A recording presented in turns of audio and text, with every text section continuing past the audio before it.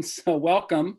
I'm delighted to see so many people who are interested in coffees. We've been going for about 6 months now, and it's actually a pretty exciting program. So I'm glad you were able to join us. We'd love to have more people participate. We have 53 active members right now, so which is kind of amazing. I was surprised that we have so many, but there's always room for more, especially students and people who are interested in trying out something new and learning a little bit about it. So what I wanted to do is just kind of run through what the coffees idea is for about 10 or 15 minutes.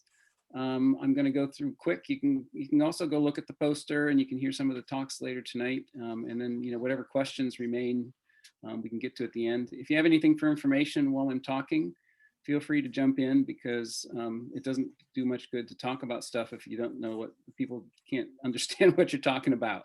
And without any feedback visually, it's kind of hard to tell whether people are seeing things and getting it. So, feel free. So we came up with this great acronym. At least I think it's great because I came up with it. Consequences of flows and fields in the interior and exterior of the sun. It's a little tortured, and so we never give the whole name. We just use COFFIES. It's also kind of a social thing because we want to be open and we want to have a group that works together well, and it sort of evokes some nice ideas. And so that was our idea.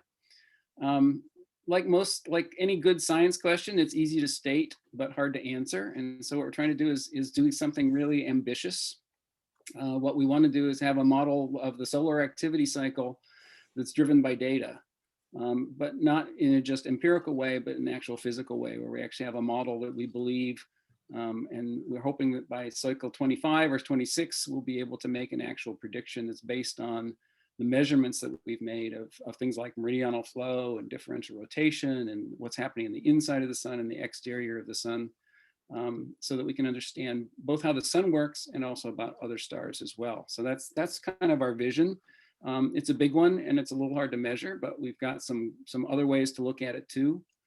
So we identified some goals, which are sort of other large ideas. And some questions. I'm just going to run quickly through the goals and the questions so you have some sense of what we're trying to do. So again, the basic one is understand how the sun and stars generate their magnetic activity cycles. And they're quasi-periodic. The sun has an 11-year cycle. I think probably most of you know that. Or a 22-year cycle if you actually take the polarity into account. But we don't really understand exactly why that is. There are certainly some good ideas, but we don't understand the details. And we certainly can't predict a cycle ahead of time with as much confidence as we'd like based on physics. And so, our next topic then is to advance the models that we have so that we have some confidence in them. And we need to unfold what we're learning about the inside of the sun as well as the surface of the sun. Because of course, the surface of the sun has been observed, more or less well for quite some time. And even though we're improving, we know sunspots back to the 1600s. Whereas the internal motions are something we've only been able to measure for one cycle. And so what we really want to do is establish those links between what's happening on the surface, where we can see it fairly well, and what's happening inside, where we have now some parameters that we can measure pretty well, but we can't see very deep and we can't see with as much resolution as we'd like. And so we're trying to improve that technique that's called helioseismology, which is using the sound waves that come to the surface of the sun to look inside to see what's happening there. And it's really putting all those three things together, or four things together, that makes it so interesting. And I think why we think there's a real opportunity for progress in the coming years. So we have 4 questions that we've identified. And of course, they're all hidden behind the little screen here. So I'm going to say we have 2 pairs. The first 2 and the second 2 are sort of complementary to each other. So one is, what drives the large scale motions, and they're varying motions. It's not just that there's meridional flow, which is a flow from the equator to the pole. It's not just that there's differential rotation, which is the equator of the sun rotating faster than the poles, but they vary with time, and they vary from one cycle to the other. And so what causes that?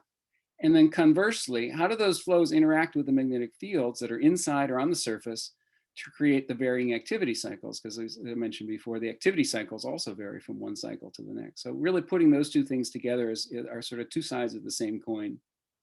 And then similar, questions 3 and 4 is a little bit more short time scale. Why do active regions emerge in a particular spot where they do during the solar cycle? Why do they start at high latitudes and move to low latitudes? Why are there clusters in one spot but not in another spot? Where do they come from down deep? And conversely then, can we use what we understand about where the activity emerges and how it emerges with its helicity and twist to constrain what's happening inside where we can't see it directly with more than just the helioseismology. So those questions 3 and 4, again, are kind of things that we really want to look at and put together. And then the 5th question is kind of an overarching question, something a little bit different, and it's something we're still developing, which is understanding the sun in the context of other stars. So other stars have cycles. They're kind of like the sun's, but not quite the same. And there are reasons why they're different and why they're the same. So how can we use the sun to learn about stars? And how can we use stars to learn about the sun? So those are the main questions that we're trying to look at with COFFIES. All right, and now it doesn't want to go ahead. So there we are. So we have a Drive Science Center. Drive Science Centers are something that came up with in the last decadal survey in 2013. And we're in a competitive process now. So there are 9 candidates that have been selected for phase 1 development. So we have 2 years to write a really good proposal. So what we're trying to do now is write a really good proposal saying that in years 2 through 7, the next 5 years, we can make a lot of progress. We got to convince ourselves, we got to convince NASA, and we got to really deliver on what we promise to understand what's going on. So that's what we're trying to do is build that community, get the different arts of science working together, and show that we can make some real progress on this issue, which has been a long-standing topic. So the way we've organized ourselves is to look at teams, to set up teams, and there's 4 principal science teams, and these are kind of traditional in the sense that they build on things that individual scientists already know how to do. That's the dynamo, looking at how the magnetic fields and the motions are interacting to create the news cycle. Convection, which is one of the important things, but also looking particularly at the tachocline and the deep convection and how it interacts with the center of the sun. Helioseismology, which are those techniques for looking at the motions and conditions primarily in the convection zone, but also deeper, and then again near the surface. And then surface links, which is looking at the observations in the photosphere where we can actually see things like the magnetic field and tie those things all together. So those are the principal science teams. And then we have cross-cutting teams. Modeling team is one where we have questions about how codes couple. What are standard ways to save and share data from one group to another? So things that are computer science related or modeling related that go across teams. There's a center effectiveness team, which is the one that is organizing events like this one and trying to help us all understand how we can work together effectively as a group, especially during the times of COVID. So they do newsletters, they sponsor coffee events, they're sponsoring this one, but really to help us be effective. Then we also have education and outreach, which is planning for those years a little bit later when we have a research for undergraduates and some other activities planned for the public.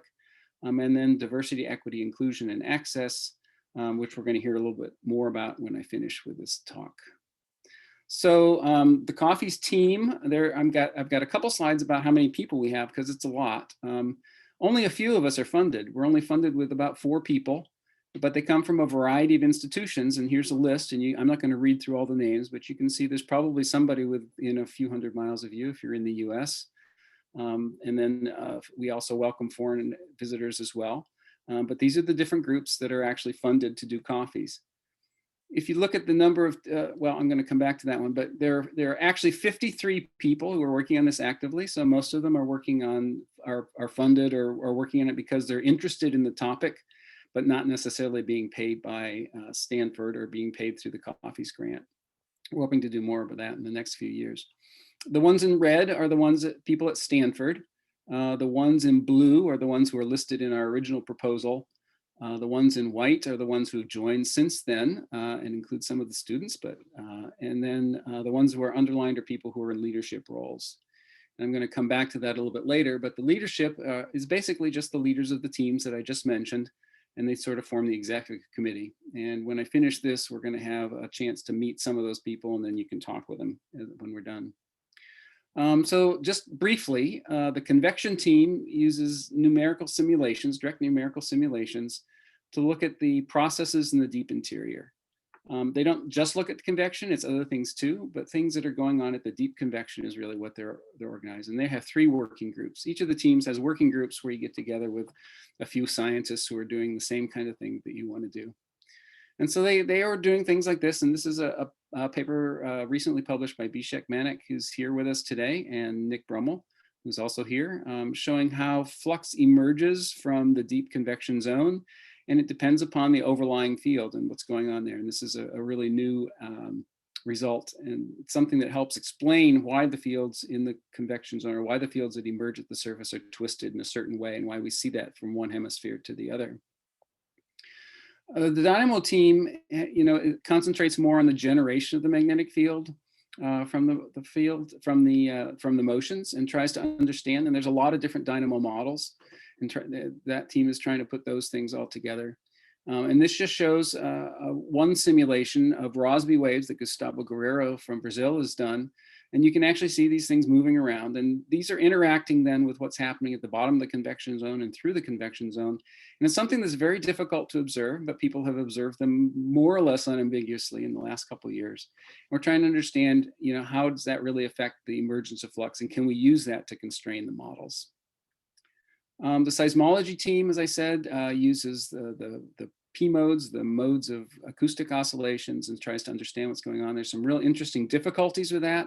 They've made a lot of progress and have changed the way that dynamos are modeled over the last 20 or so years. But now we're sort of at a point where we need to understand those systematic errors a little bit better. And so we're trying to understand that. And here's just a list of some of the issues that we're looking at. You can only see half of the sun at a time. Depending upon how fast things are changing, it takes time to build up a picture, but things are evolving at the same time. Different people using different methods get slightly different results, and we don't really understand all that. So we're really trying to understand that in sort of a technical way, and then tie it into what's happening elsewhere. And then the surface links team is the one that's just trying to understand what's happening at the surface. And so you've got flux emerging, and how do you characterize that? You've got where the flux emerges, and how do you link that to the interior? You've got surface flux transport, which is a model for what you see at the surface. And then how does that relate to what is actually happening, being subducted when it gets to the poles? And then we're trying to see how the photosphere interacts with the interior for the next solar cycle. And I just wanted to put up one picture here of an evolving active region. This is a famous one from 2011. And over a period of about 5 or 6 days, you get a lot of emergence. It starts off with a relatively simple, and then a new active region emerges kind of in the middle, and then a third one arises a little bit later than that.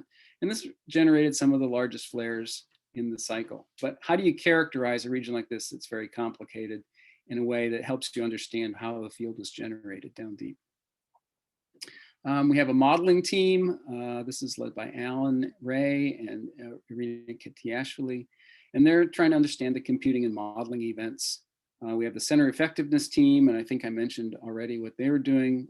It's really providing the infrastructure and helping us work together as a team and develop that sort of closeness that you'd like to have. Originally we started out expecting that we would be sort of in the same place, but we're not. So, how do you deal with that, and how do you still build up a sense that you can work with somebody that you can't necessarily go down the hall to see in their office, or someone that you don't know? And I think that's really one of the challenges that we're facing now. Diversity, equity, and inclusion and access. We have a couple different ways for that. Our goal is to provide a lot of pathways for people of various backgrounds to pursue STEM futures. And we'd like to have those people be members of COFFIES as well. And so that's really our goal. We're going to hear a little bit more about that in a couple minutes. And then we have an education group that's planning a research for undergraduates program, and then POISE, which is public outreach and informal science. We've got some really interesting ideas of how we can display some of the interesting science that we've done. So I'm going to now just stop there, and I'm going to introduce the baristas. We call our leaders the baristas, just again, kind of for fun. It's the executive committee. I'm the PI of the group, and so you've met me. I'm from Stanford. Rock Bush is here. Rock, you want to just what I'm going to do is I'm going to step through these, and everybody's just going to say hello. And you can, I guess I'm going to stop sharing so that you can see the people who are talking. Right. And we'll just step through that list then. So Rock, you want to just introduce yourself briefly and say hi? Greetings. I'm Rock Bush. I'm the program manager for COFFIES. I worked with the MDI instrument on SOHO and the HMI instrument on the SDO spacecraft. I'm helping Todd out so we can get to the next phase. helping us all out, I think. Nick Brummel, he's from the University of Santa Cruz, UC Santa Cruz. That's me over here. Yes, hi. My name is Nick Brummel. I'm an applied maths professor at UC Santa Cruz. Been doing the applied math, fluid dynamics related to solar physics for many years, and that's why I'm involved here. Great. Sasha Kosovichev?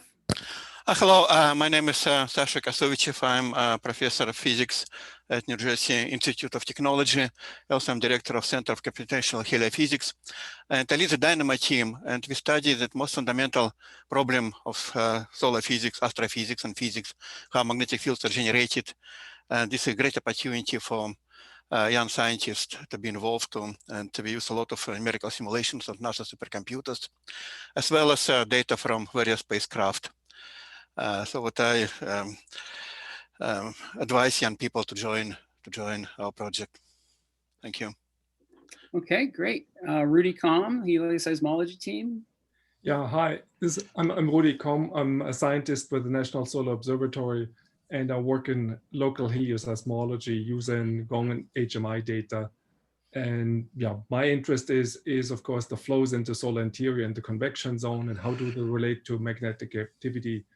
And hopefully one can use some of these flows in the interior that we can measure as a proxy for the magnetic fields that we like to measure. So that's it.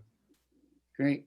So I think I already mentioned the surface links team. That's the one that I'm leading too. And so, you know, we're looking at the photospheric things and trying to understand how that relates to everything else, looking for patterns, trying to characterize the emergence of active regions, characterize the flows, measure things that measure easily at high latitudes and places where it's difficult to see.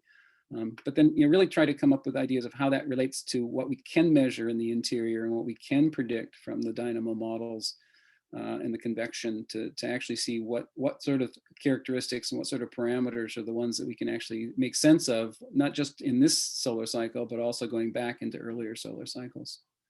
Then we have the modeling team. Alan, are you here? Or Arena?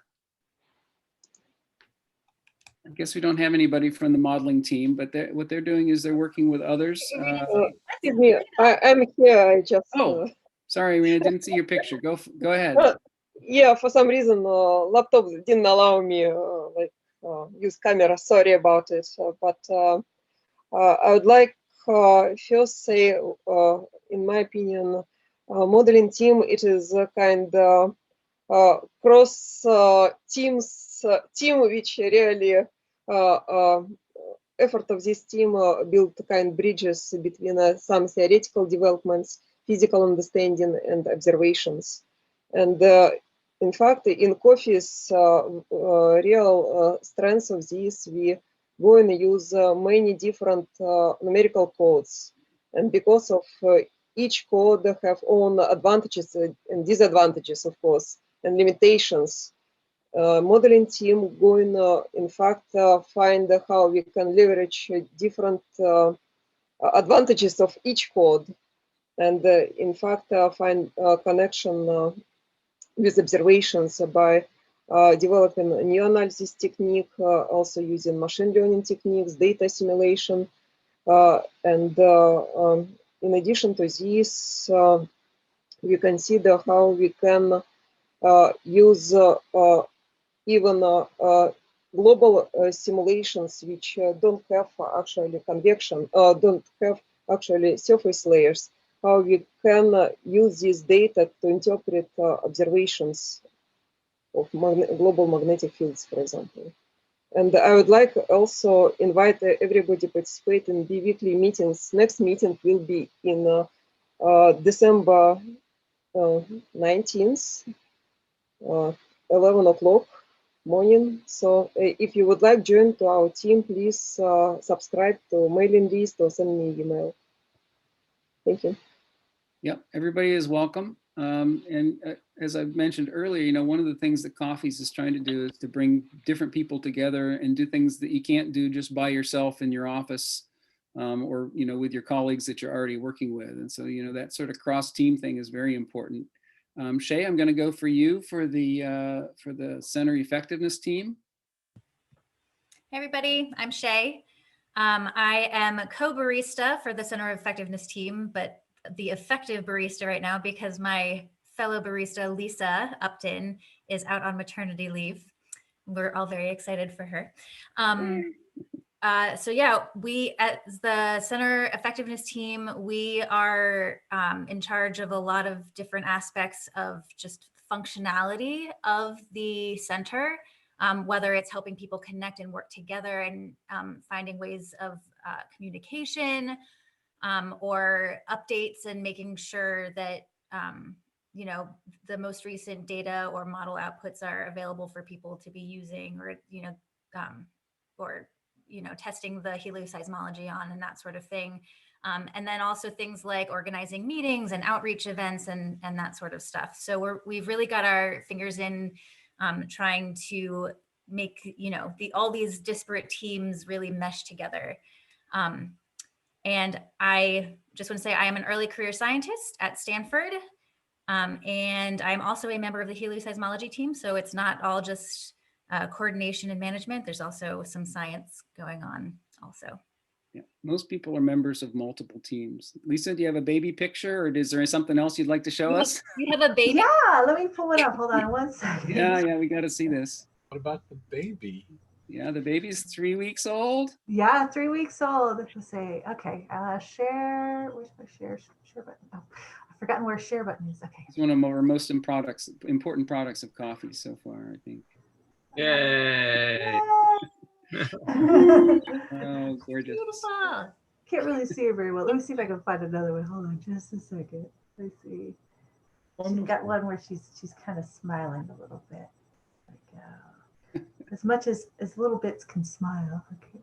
Yeah, share screen. So she was born the 17th of November, is that right? 14th. 14th, okay. Yeah, 14th, which evidently is the day of the lights, right? Is it Denali? What is it called? Diwali. Diwali, yes. The Festival of Lights. So it's very awesome. Great. Dan, Zevin, are you here? You want to talk a little bit about education? Yeah, you would make me follow that. That's a tough follow. Hi, everyone. My name is Dan Zevin. I'm a public education specialist at UC Berkeley Space Sciences Laboratory. I've been there for almost 12 years now. I'm leading the education and outreach efforts of the center. One of our goals is to embed undergraduates in the research of coffees across the institutions as much as possible. But we're also doing some extraordinary public outreach, and I just want to introduce my colleague from the Lawrence Hall of Science at Berkeley, John Erickson. John, if you could just say hello too. Hello, I'm John, and I've been doing public outreach for museums and schools for a long time, and our primary tool now is something called Science on a Sphere, where we can project different media of scientific models and images in a engaging way for everybody. Great, yeah, and so hopefully you'll see us on the road at a science center near you soon. Great, thanks, Dan. And then lastly, we have Brian. You're going to talk about diversity, equity, inclusion, and access. Yeah, so I'll introduce myself and then say maybe a bit more than the others did, since you'll hear more from them. But so my name's Brian. I'm an astronomer and an education specialist, also at UC Berkeley Space Sciences Lab. I've been doing education work there for almost 20 years. And the focus of my work has often been on broadening participation to larger audiences for mostly NASA content, but space science generally. And the COFFIES team asked me to join their team to kind of lead the effort of creating a program for diversity, equity, inclusion, and accessibility. And I think that in and of itself is a level of commitment that I don't think I've seen a lot of science centers actually make, that they actually would bring a whole person on to lead that effort. NASA, of course, is interested in promoting diversity in all of its centers, and has asked, the teams to find ways to do that. But I think what we're hoping to do is do that in a really robust fashion, something that maybe we haven't seen in the NASA Center previously. We aren't doing any particular programs now because, as Todd said, what this first phase is about is kind of developing our plan. So we're developing our plan for what we've shortened diversity, equity, inclusion, and accessibility to DIA. So that's our acronym for that.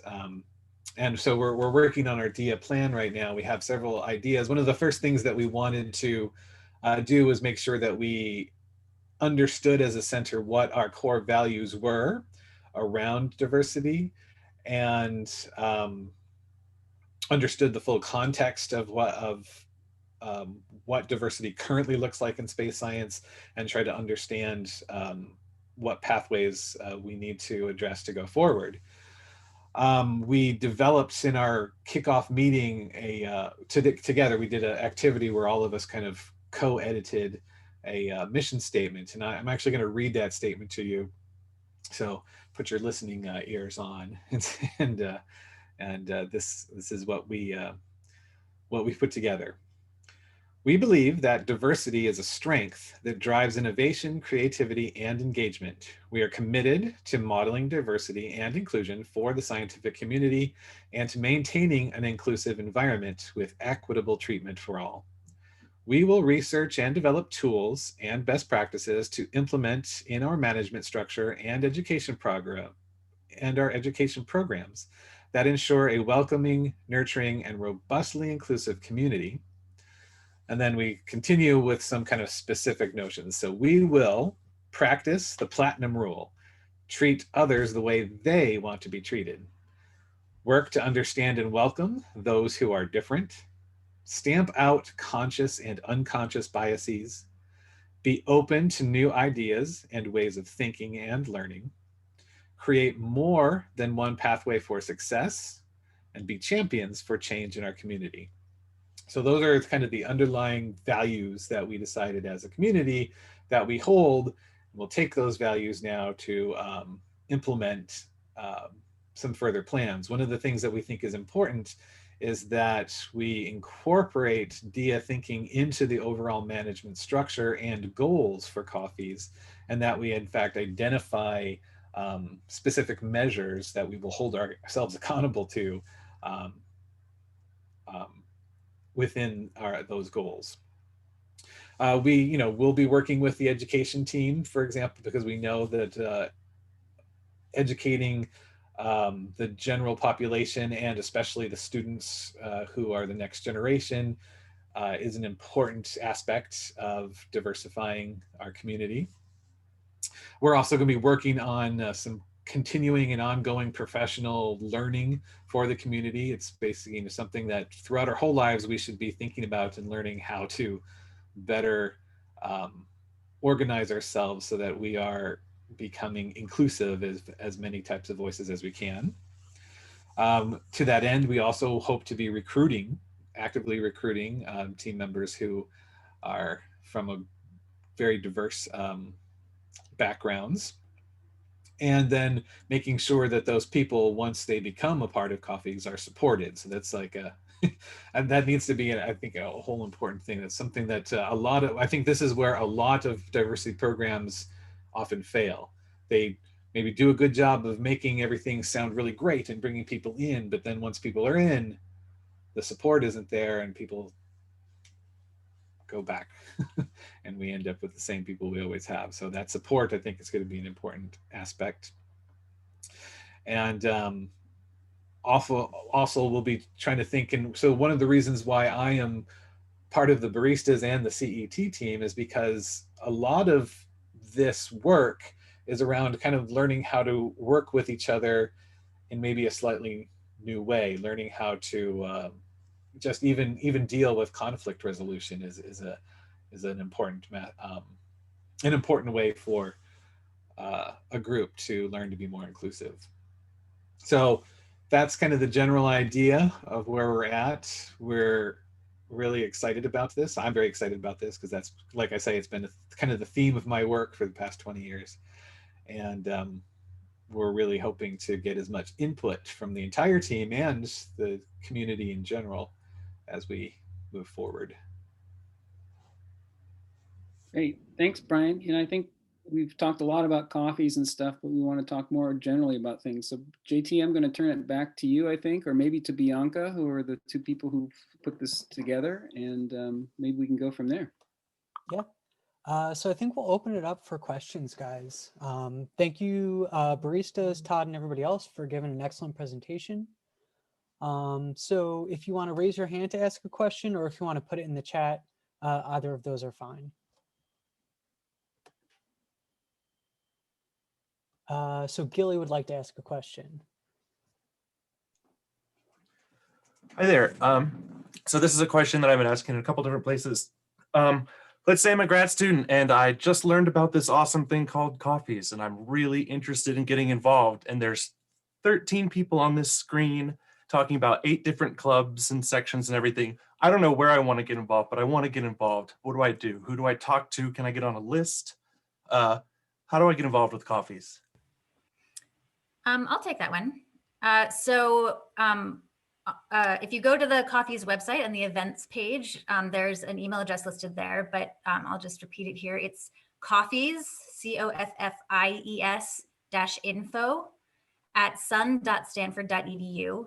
And we've set that up as a way to communicate with initially the Center Effectiveness Team, the CET, so that we can then kind of help you determine who it is within COFFIES it's best to talk to, whether it's one of the science team leads, or if you have a question for Todd as PI, or the inner workings of how workflow goes and things that we're doing.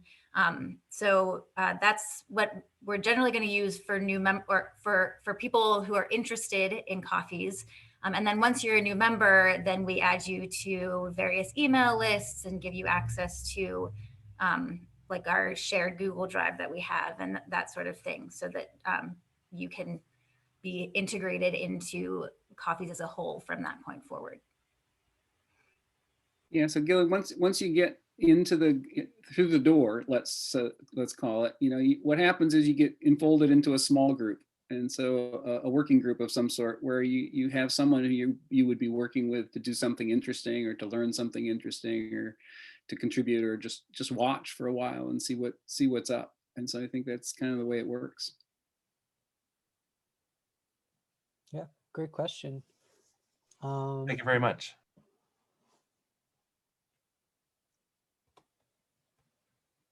We have a question in the chat from Vicky. What kind of personal mentoring work do the members of COFFIES do? Is it research mentoring, academic mentoring, or, as she says, just a friend to complain to about work?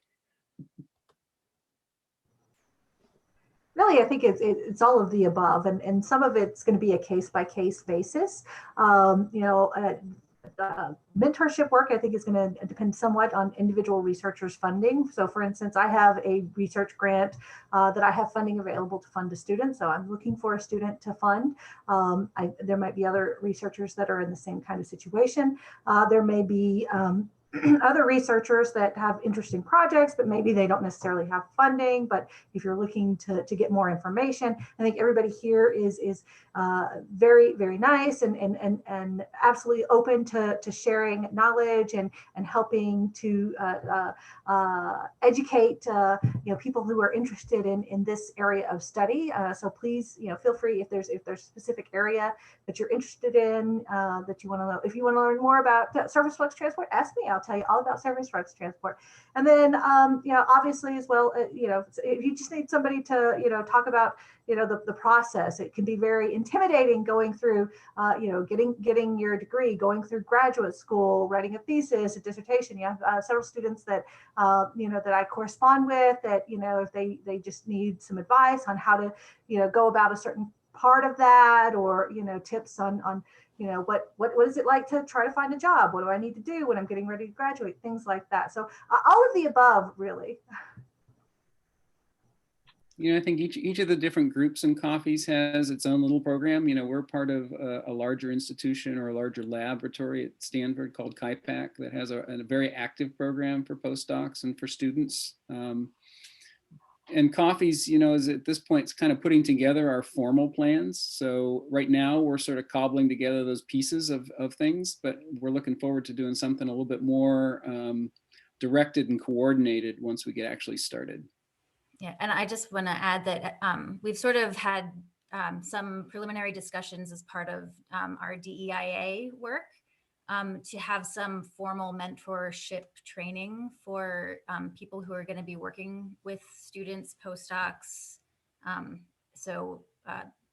Yeah, hopefully as again, the ball keeps rolling, we'll have those things set up. And so that'll help with, you know, whatever mentorship in whatever aspect of mentoring you're interested in or need help with.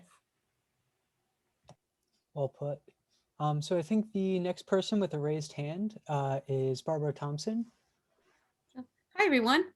First of all, I want to, I don't know if everyone's seen Riju's wonderful backdrop. She has an animated backdrop for COFFIES. It's a great suggestion to use that during AGU to advertise. I think it's very cool.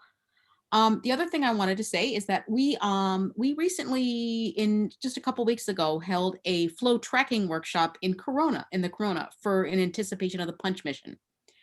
And one of the places where we are looking to adapt flow tracking for coronal features is from the photosphere, namely the work of Raphaël Attier and Benoit Tremblay. And so I'm wondering, like, even though the flows are mostly focused on understanding the production of solar, of the solar activity, how do you see your complementarity with projects that are looking to do flow tracking for the response of the variations?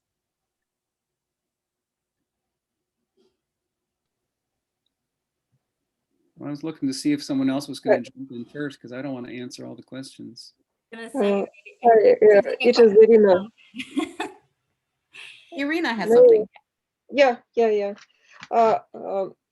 First, as I said, the advantage of Teams meeting, it is a very broad expertise in numerical and data analysis.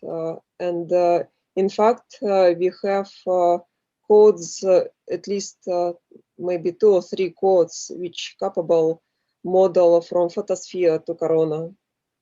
And one of the goals of Teams meetings and the whole team is also try to compare results what we are getting from different codes, because, you know, with modeling, it always issue not just comparison with observations, but also validation of models. And I think it is, if you have interest, I assume you have for us as you're asking such question, we can do such work to track flows from photosphere to corona. It but it is, say, to be more precise, we need a kind of much longer discussion on this, what you really want to do. And one of way resolve this is, for example, of course, it can be personal contact. It is clear, but also you can just join to one of our meetings and just raise this question to people, because it's like, as I mentioned, it kind of also highly depends what goal you have, right? So it better have kind of more precise description of problem what you would like to solve. And best advantage I see is try to get advantage from different models, and it will allow like track more in physics-based feature, track features in a more correct way from photosphere to corona, because say some codes, as you know, cannot do non-LTE calculations, some can do. So it's kind of problem dependent thing. So I just would like ask me maybe afterwards or just join modeling team. I can send you invitation to this meeting. You know, I think, Barbara, one of the frustrating things about putting together this proposal was to know where to draw the boundaries. You know, and originally the exterior of the sun was going to include the corona. And then we sort of started moving it down as we realized, you know, what we could afford to do over the next few years. And we wound up, you know, sort of what's painted on the surface is kind of not quite our upper boundary, because, you know, you have to understand the corona and the transition region and, you know, all the sort of things in between in order to really understand the flux emergence question. But we decided to not address specifically the space weather aspects because it was just getting too big to keep the team focused. But, you know, all of us, I think, are interested at some level or other, and, you know, I think you know some of us better than others, are interested in, you know, a lot of things about space weather, and you know, ultimately the solar cycle is driving both climate and weather, and we really want to understand that. But we're not doing flares, and we're not doing the corona so much directly, but indirectly with support. So yeah, I wish we could do more. I agree with you, Todd, but still modeling team, as I mentioned, it is very great team of very diverse expertise, and probably it is best point to start first identify right people and start collaboration even beyond COFFIES.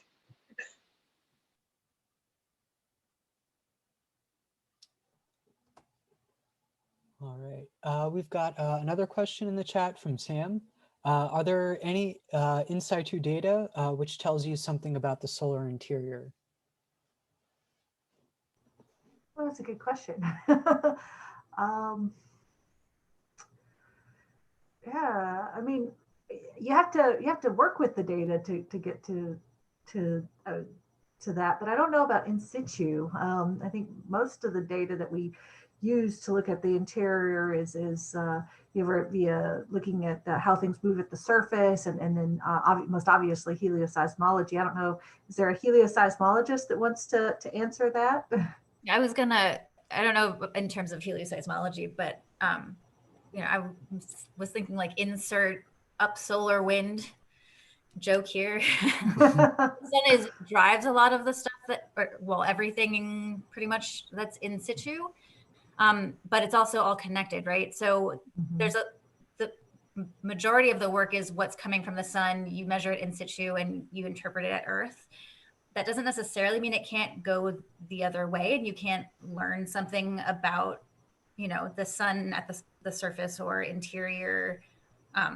For example, at the Parker Solar Probe has been discovering things in terms of like coronal holes and the switchbacks and stuff from those in situ measurements that it's taking. So it's doable. It's not really something that we're focused on. I kind of just want to echo what Todd said about, you know, we had to draw the line somewhere, and that cutting things off sort of in the photosphere was where we ended up drawing that line. But it doesn't mean it can't necessarily be incorporated into what we're doing if somebody's interested.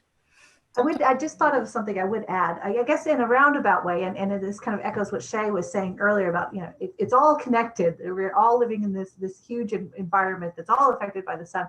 And in terms of the solar cycle, one of the things that we can look at for doing solar cycle prediction is the geomagnetic precursors, which I think is an in situ measurement, which traces back to what are the polar fields, and which are connected to what's going to be happening in the interior in the upcoming cycle. So I guess in a kind of roundabout way, you kind of are taking this in situ measurement, and it's telling you something about what will be going on in the interior in the future. Yeah, I think that's a good point, Lisa. You know, if you're going to go back very far in time, you don't have very many data sources, but there's geomagnetic data back into the 1800s and even some in the 1700s, where you can look at changes in the Earth's magnetic field that is responding to things in the solar wind. And you can look at rotation rates and you can see some of the large scale structures that have to do with coronal holes. And those are reflecting to some degree the organization of the field on probably beneath the surface. Although, I think that connection is still something we're really trying to understand a little bit better. So yeah, I guess that would be about as far as I could push that one. But it's a good question. Thanks. Yeah, great question. Any other questions?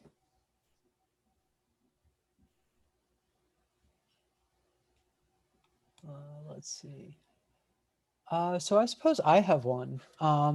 What role, I guess, do you guys see graduate researchers having in COFFIES as opposed to kind of like early career scientists who might already have their own funding? I mean, I may be, as not a science barista, my thoughts on this are maybe a little bit more limited, but in terms of from a standpoint of the CET and center effectiveness and being able to make COFFIES effective in the long term and reaching our goals, I think having students who are in it and learning the crossover between all these disparate fields that have been treated separately, that is key for our success, and that is something that would be like very valuable in the community going forward. And that's what we've been missing is that overlap and having people with expertise in more than one of these domains. So coming in on the grad student level and being able to get involved in the project where it's, you're working with aspects, like two different aspects of this, that's gonna, one, help us a lot and also set you up for a lot of success in the future, because it's just not something that we have in the field at the moment. And I would just also, just follow up with that and mentioning that, by the time your early career, you kind of have an idea of what direction you're going, and so you're already in this field. The graduate students, I mean, that's our source, right? You guys would be the next generation of people who are going to be studying the solar dynamo, the solar interior, the convection zone, these things that we're all studying. And so it's essential that we get students like you to come and learn about this field and hopefully be interested and maybe even picking up information from a couple of the different disciplines that we study and really helping this community move forward in the years to come, because without you, we won't have the next generation of solar physicists 10 years down the line. So. Nick, did you want to say something? Sorry, I don't know who was talking then, but I'm going to jump in and just say something as well. But yeah, I firmly believe that the grad students and postdocs are the lifeblood of projects like these. There's two of my grad students here, Vishak and Jacob, and Lydia I saw was on here as an ex-graduate student now. These are the people that do all the work. Doesn't matter how brilliant ideas we come up with, some of us, we just don't have time to do some of this stuff. And the graduate students start doing that work, and they very quickly learn stuff and very quickly overtake us in generating ideas. And that's when we kick them out from being graduate students, and then their colleagues into their graduate students. But we wouldn't be able to do any of this stuff without graduate students and postdocs. Absolutely, absolutely. Thank you, guys. So there's a question from Jason. Hi, everyone. I'm happy to be here. I just heard about this morning from Phil, and I'm glad I joined. I have a question. Maybe this should be directed to Todd. I'm not sure, but I understand you're going to submit a big proposal coming up in a year or so for a full-fledged project, and I'm wondering how much you might lean on ground-based solar observing for that proposal compared to space-based assets.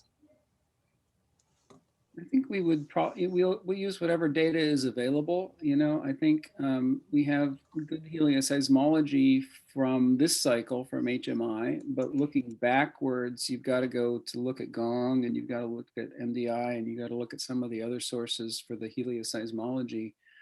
For understanding the details of flux emergence, for example, we're going to have DKIST and other high resolution data.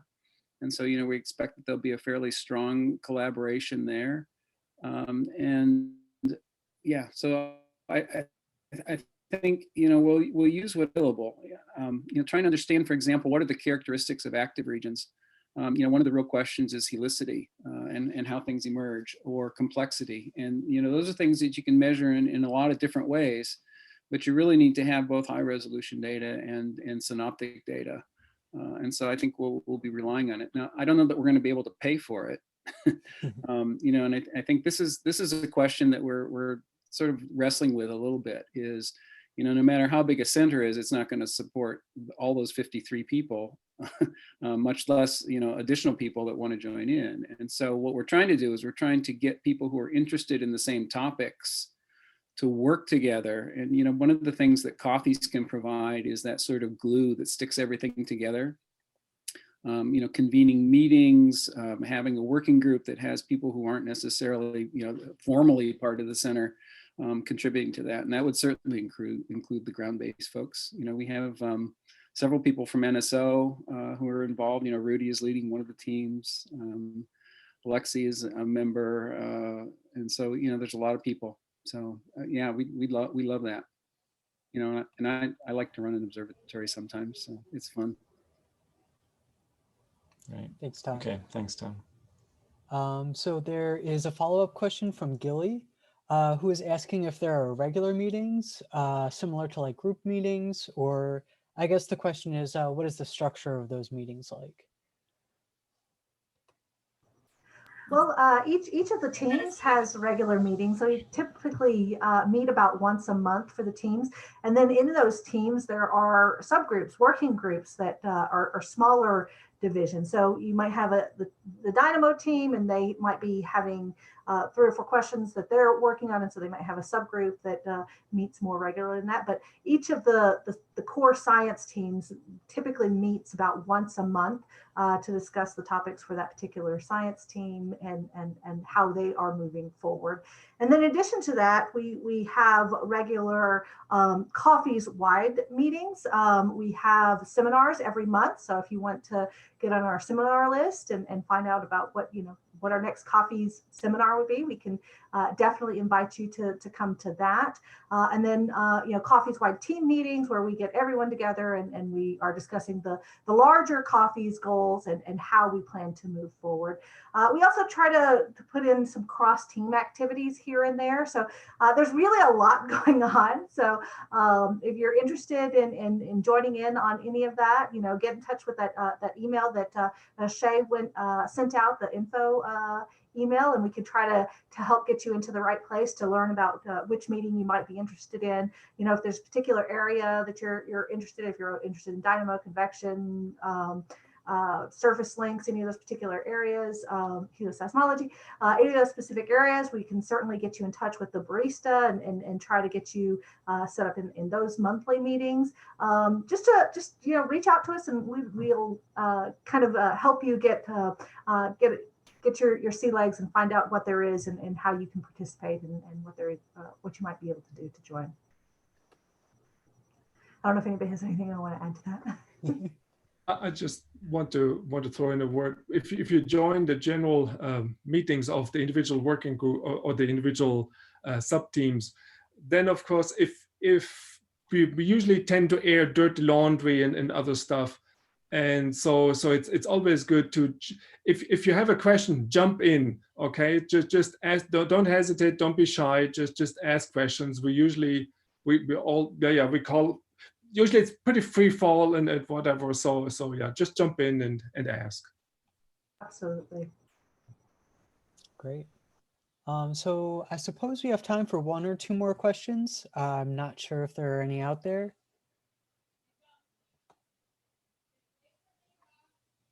I don't see any raised I've got hands. one. I gave a seminar to the physics department at Stanford earlier this week, just describing COFFIES. And one of the interesting questions that I struggled a little bit to know how to answer was, what's the most fundamental physics question that we're trying to address. In other words, if not, you know, implementing models and things like that, but, you know, if there was a physics question, what's the physics question that we're trying to answer that is the most fundamental sort of one that we would like to address? So I'm going to pose that to my baristas because I'd like to have an answer to that next time I get asked. I mean, I would say, how does the solar cycle work, right? Is the sun an alpha omega dynamo? Okay. It's how magnetic fields are generated by turbulence. Okay. Turbulence is a very fundamental question. Yeah, I tried that one. It didn't seem to satisfy his need for the answer to that one. But yeah, I think that's all of those are good answers. Depends on what they mean by fundamental. Yeah, exactly. It seems like there's always going to be a patchwork of different questions that all kind of need to be answered at the same time. And it's neat to see that so many different of those questions are being addressed here today. Absolutely. Cool. So it is 8 o'clock. I don't know if there are any other questions from the crowd, from the baristas, anyone else? I just want to watch Ray's use little animation for a while. Yeah, I just want to say thank you to all of you who are new to Coffees for taking the time to come and check us out to learn a little bit about what we're doing. I will say, you know, like I said, you know, we are really great group of people, you know, almost like a second family. And I really love working with everybody here. And I would encourage you, if you are interested in any of these topics that we've discussed today, please reach out to us. You know, I think it's a really fantastic group and we would love to help get you on board, to help get you involved. Absolutely. I also just wanted to, before, I mean, if there's more questions, that's fine. But before we close, I wanted to give a big thank you to both JT and Bianca for their hard work in getting this organized and communicating and just getting everything set up and planned out. And I think we hit 34 people, so that's exciting, and I'm glad that there's so much interest. And thank you guys so much for everything you did to get this event functioning. Thank you. Well, we look forward Thank to you. hearing. So there's always room for more coffee. Yeah. Thanks, everyone. Bye, guys. Thank you very much, guys.